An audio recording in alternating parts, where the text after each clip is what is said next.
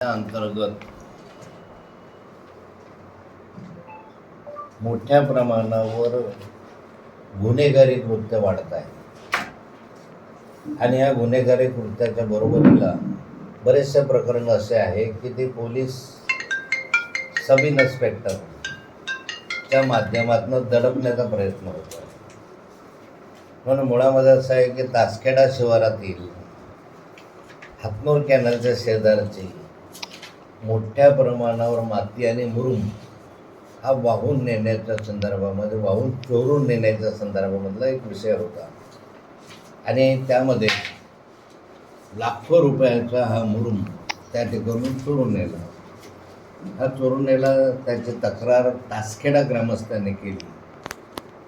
तासखेडा ग्रामस्थांनी केल्यानंतर पोलीसने त्याच्या संदर्भामध्ये कारवाई करायला टाळाटाळ केली. त्यांनी हे सांगितलं त्या ठिकाणी की बा हा मुरुम चोरीचा प्रकार जो आहे तो रेव्हेन्यू विभागाकडे येतो. खरं म्हणजे चोरी म्हणत होते ते.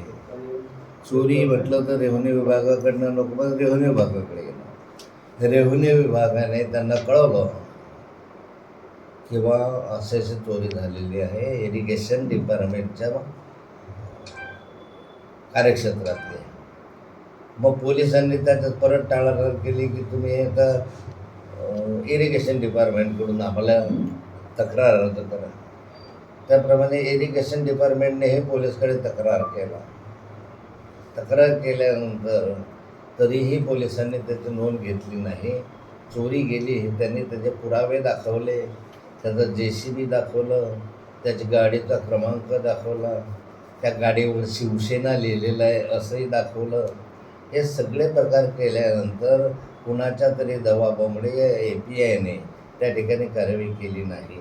दरम्यानच्या कालखंडामध्ये हा प्रश्न मी विधानसभेमध्ये विचारला. थोडंसं लांब होईल, तुम्ही कट करून घ्यायला लागलं तर. हा प्रश्न मी विधानसभेमध्ये विचारला. शासनानं हे मान्य केलं की जवळपास 4,500 ब्रॉस मुरुम त्या ठिकाणून चोरी गेला आणि याआधी किती गेला त्याची माहिती नाही.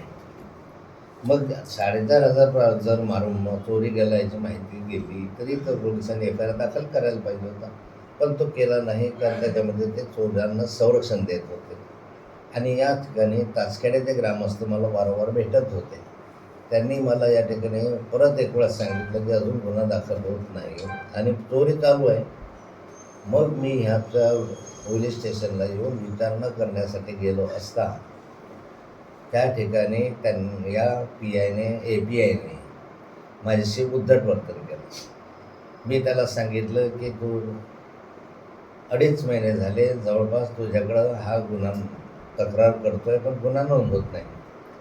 तो मला म्हणाला की 2.5 महिने का 2.5 वर्ष लागू शकतात, चौकशी आहे. त्याने इतक्या उद्धटपणे उत्तर दिलं आणि नंतर तो माझ्याशी असं बोलला की वा रेव्हेन्यूवाले आपलं रेव्हेन्यूवाले शेण खातात आणि आमच्याकडे FIR करायला येतात. म्हणजे त्यांनी पैसे खायचे आणि आमच्याकडे FIR करायला यायचं, असं तो बोलला. त्यावेळेस मी हे बोललो हे खरं आहे की हो रेव्हेन्यूवाले शेण खातात तर तो गूक का खाल्ला, हे मी बोललो. बोलल्यानंतर माझ्या लक्षात आलं की आपण चुकीचा शब्द वापरला.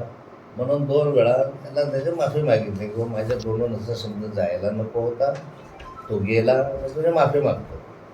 पण त्याच्यानंतर तो जास्तच अद्वातद्वा बोलायला लागला. फारच अद्वातद्वा तो बोलायला लागला. खरं म्हणजे मी लोकप्रतिनिधी आहे आणि लोकप्रतिनिधी या नात्यानं मला त्या ठिकाणी जाब विचारण्याचा अधिकार आहे. तसं तो सर्वसामान्य माणसाला पण आहे, तसं मला तर आहेच आहे. परंतु त्या ठिकाणी उद्धट वर्तन देणं, तुमच्यानं काय होईल ते बघून घ्या, तुमच्यानं काय करायचं ते करून घ्या, माझ्या मागे मोठ्या प्रमाणावर राजकीय संरक्षण आहे वगैरे अशा गप्पा मारल्या. पण ते शेवटी त्याच्यानंतर मी निघून आल्यानंतर त्याने माझ्याविरुद्ध एक FIR दाखल केला. FIR दाखल केल्यानंतर त्या FIRमध्ये चुकीचा FIR दाखल केला. वास्तविक त्याने शेण खाल्लं तर तू गू का खाल्लं हे शिवी होत नाही. ते आपल्या पब्लिकमध्ये वापरण्याची एक म्हण आहे. ते होईल की नाही होईल आता न्यायालय ठरवेल. पण या संदर्भामध्ये त्याने अशा रीतीनं कृत्य करत असताना जर माफी मागितली, मी कधी माफी मागत नाही कुणाची, जर माफी मागितली, चुकून गेला होता शब्द हे खरं आहे, त्यानंतर हा विषय बंद पडायला पाहिजे होता. पण तो त्यानंतर त्याने बऱ्याचशा लोकांकडे बऱ्याचशा काही त्याला काय म्हणतो की गर्वाने भाषा केली, असं माझं काय होतं आहे, माझ्यापुढे जामनेरचं पुढारी आहे, माझ्याकडे याचं पुढारी आहे वगैरे. मी कोणत्याही मंत्र्याला शिवीगाळ केलेली नाही, कोणत्याही अर्वाच्य भाषेत मी बोललेलो नाही. मी स्वतः मंत्री राहिलेलो आहे, माझ्या घरामध्ये मंत्री आहे, त्यामुळे मंत्र्याला शिवीगाळ करण्याचा काही प्रश्नच येत नाही किंवा मुख्यमंत्र्याचे नाव घेण्याचा काही प्रश्न येत नाही. 40 वर्षात 45 वर्षात मला एवढी अक्कल आहे.